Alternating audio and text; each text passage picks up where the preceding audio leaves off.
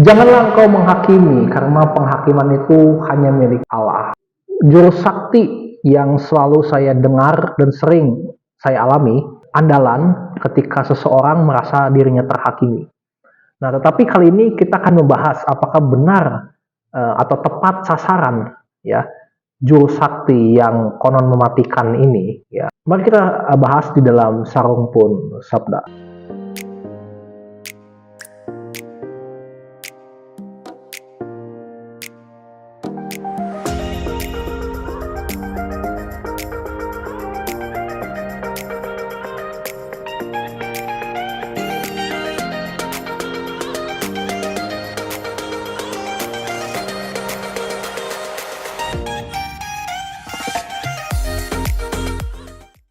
Oke, jadi ada dua perikop yang mencatat tentang masalah Tuhan Yesus yang menyinggung tidak boleh menghakimi sesama kita. Yaitu pertama di Injil Matius pasal ke-7 ayat pertama dan juga Injil Lukas pasal 6 ayat ke-37. Tetapi saya akan fokus di dalam Injil Lukas pasal ke-6 ya. Karena saya lihat bahwa ini lebih lengkap dari Matius. Pertama, mari kita lihat sama-sama bahwa di dalam percakapan yang ada ya tentang menghakimi ini, kita harus tahu konteks yang terjadi di sana, yaitu tentang Tuhan Yesus yang berkhotbah di atas bukit. Kemudian di sana ada tiga persona yang dibahas. Pertama, Yesus Kristus tentu saja sebagai yang menyampaikan firman Tuhan, menyampaikan pesan ya. Yang kedua, ada orang-orang yang hadir di bukit itu, yang hadir secara langsung dan mendengar tentang pesan Yesus. Tetapi adapun yang ketiga ini adalah orang-orang yang merupakan kerabat atau teman dari orang-orang yang hadir di bukit itu. Tetapi ketika Tuhan Yesus menyampaikan hal ini bahwa jangan menghakimi, ya, itu disampaikan hanya kepada orang-orang yang ada di bukit itu, yang mendengarkan khotbah tentang Tuhan Yesus, bukan? Ya. Jadi kalau ada orang-orang yang merasa dirinya sedang dihakimi, kemudian dia gunakan ayat ini, terus dia bilang, tuh kan, Yesus saja bilang bahwa jangan menghakimi, nggak boleh menghakimi. Loh, kemarin kamu baru menghakimi saya, loh. Berarti kamu dosa, berarti kamu salah, berarti kamu sesat. Nah, apakah sesuai konteks ini? Tentu saja tidak. Ya, karena konteks ini Yesus sedang bilang bahwa introspeksi diri kamu, nilai diri kamu sendiri, bukan nilai apakah orang lain sudah menghakimi saya, apakah dia itu menghakimi saya. Ya, tapi nilai, apakah saya menghakimi kamu? Apakah saya sudah menghakimi Anda? Seperti itu. Jadi, yang perlu ditegaskan adalah, coba Anda posisikan bahwa diri Anda ya itu sebagai seorang pelaku penghakim atau seorang yang menghakimi, bukan korban, bukan orang yang dihakimi orang lain. Oh, saya kan bukan orang yang sedang menghakimi orang lain. Saya tidak pernah menghakimi orang lain. Justru saya yang sedang dihakimi. Justru pendeta itu yang menghakimi saya. Nah, Anda yakin?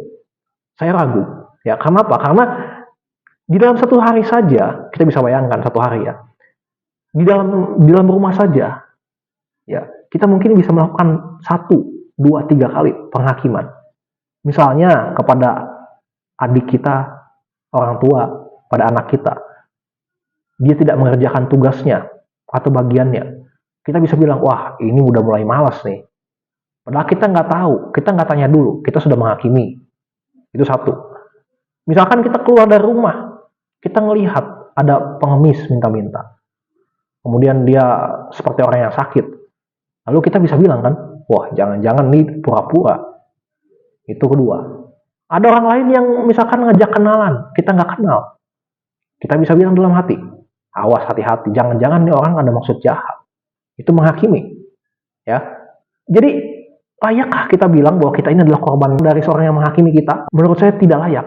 Nah, yang kedua, ya, kalau tadi yang pertama ini tentang posisikan diri kamu sebagai orang yang menghakimi, ya bukan sebagai seorang korban yang dihakimi.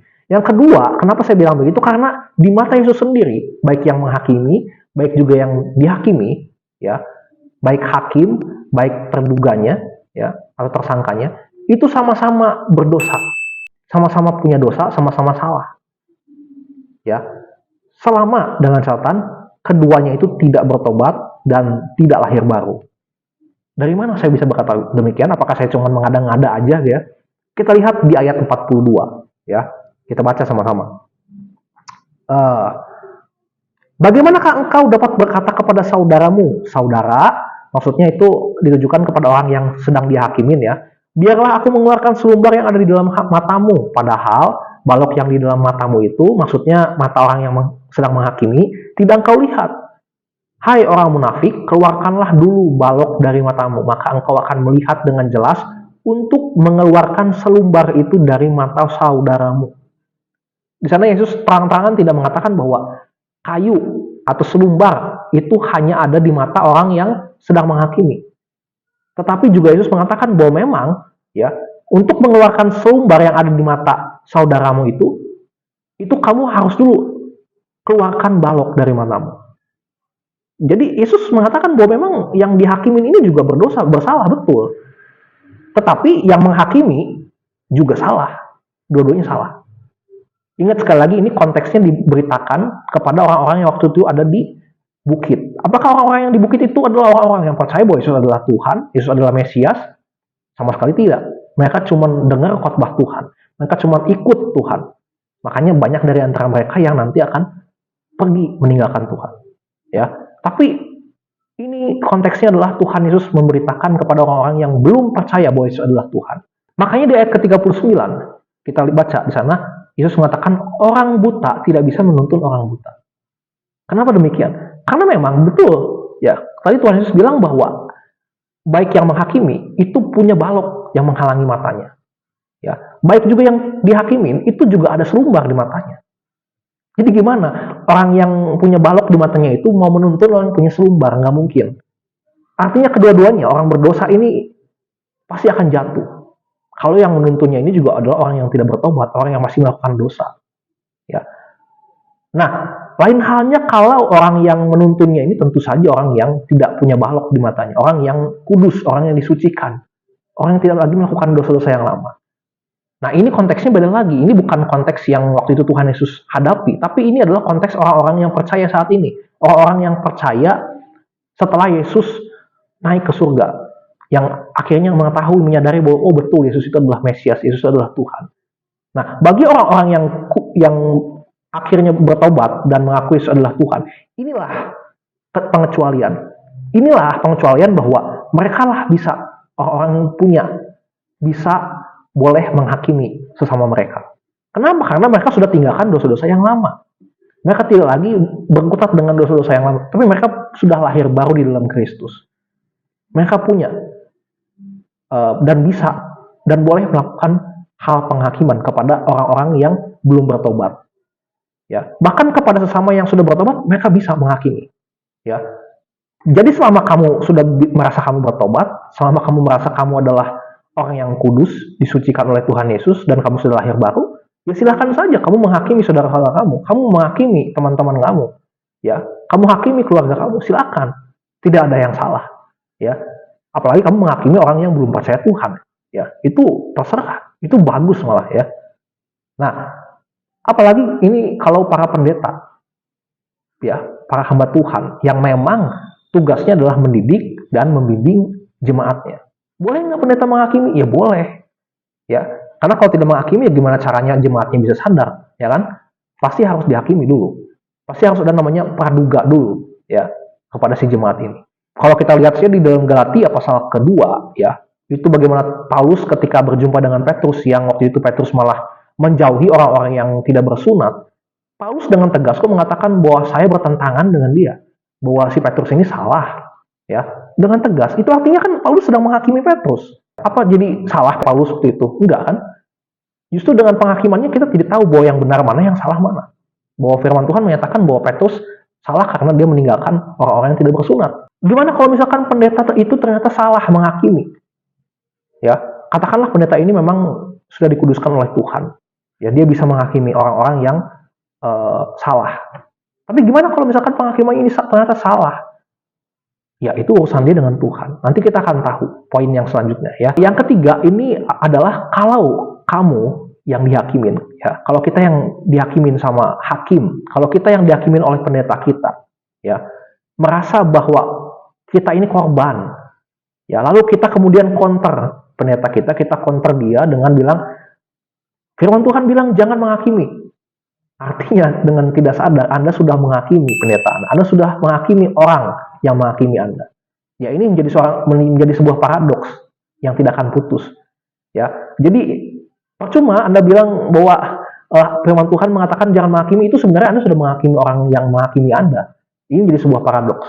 Ya, nah yang terakhir, bahwa penghakiman yang diberikan manusia, sekudus apapun dia, baik pendeta, baik dia rasul, baik dia nabi, itu bukanlah penghakiman terakhir atau final atau kekal, bukan.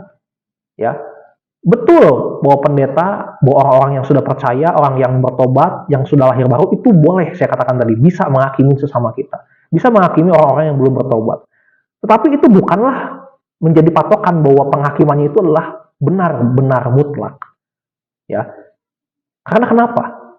Apakah si hakim, apakah si pendeta ini juga nanti di kemudian hari tidak bisa jatuh dalam dosa yang sama dengan orang yang dihakimi? Atau apakah dulu si pendeta ini atau si hakim ini juga tidak pernah melakukan dosa yang sama dengan orang yang dihakimin?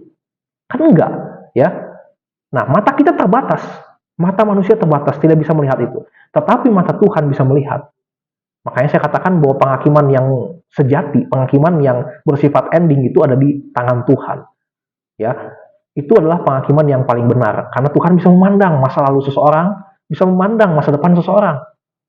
Tuhan tidak terikat dengan konsekuensi logis. Ya, jadi memang betul bahwa manusia yang bertobat, manusia yang sudah dikuduskan Tuhan itu bisa menghakimi, itu boleh menghakimi.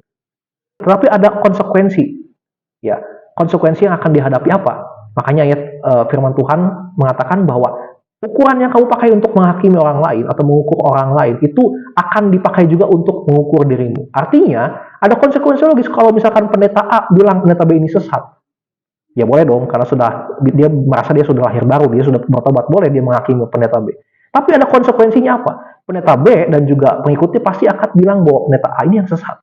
Ya, itu konsekuensi logis. Tapi Tuhan tidak terikat dengan konsekuensi itu. Kenapa? Karena dia hakim yang adil, dia hakim yang paling mulia. Mana ada orang yang berani menyanggah penghakiman Tuhan, nggak punya daya. Tapi bisa nggak pendeta A itu disanggah oleh pendeta B, penghakimannya? Bisa. Bisa nggak pendeta disanggah penghakiman oleh jemaat? Bisa. Ya, makanya saya bilang tadi, ada konsekuensi logisnya. Kalau memang merasa bahwa diri kamu itu sudah pantas untuk menghakimi orang lain. Boleh nggak? Boleh, silakan. Tapi ada konsekuensi logis yang harus kamu terima. Dan siap kamu terima. Dari keempat hal itu, ya Sobat Sarang pun, saya ingin berikan kesimpulan, ya, bahwa bolehkah orang menghakimi sesamanya? Saya katakan boleh, silakan. Ya, dengan catatan orang tersebut sudah lahir baru, sudah bertobat, maka dia bisa menghakimi sesamanya. Ya, tetapi dengan catatan dia juga harus terima konsekuensi logisnya, yaitu akan ada orang lain yang akan menghakimi dia juga. Ya, dia harus terima itu. Kalaupun memang saya dihakimin, itu tidak akan mempengaruhi keselamatan saya. Kenapa? Karena memang penghakiman yang kalian berikan atau yang saya berikan itu bukan bersifat akhir. Dan masalah dosa, masalah kesalahan itu yang tahu seluk-beluk paling detailnya adalah hanya Tuhan sendiri. Mata kita terbatas. Kalau kamu memang merasa bahwa kamu sudah sanggup menghakimi orang lain, katakanlah kamu adalah seorang pendeta, seorang teolog yang belajar sampai S3 gitu, kamu sudah merasa mengerti firman Tuhan. Ketika ada orang yang menghakimi kamu, kalau merasa penghakimannya salah, yang harus kamu lakukan adalah kamu jelaskan dengan argumentasi yang baik, yang santun, ya, dan berdasarkan firman Tuhan. Bukan dengan argumentasi yang tidak baik, yang tidak benar, yang tidak berdasarkan firman Tuhan. Paling penting adalah belajar dari firman Tuhan. Bagaimana menghakimi orang lain, dan bagaimana menyikapi ketika diri kita sedang dihakimi oleh orang lain. Ya, itu saja. Kiranya ini boleh memberikan wawasan tambahan untuk kita tidak keliru di dalam menyikapi tentang menghakimi dan juga tidak menggunakan firman Tuhan atau ayat-ayat Alkitab ini seenak jidatnya aja. Jadi harus tahu dasarnya apa, bagaimana kita belajar firman Tuhan dengan benar supaya kita bisa pakai ayat ini juga dengan benar. Terima kasih, Tuhan Yesus memberkati kita. Amin.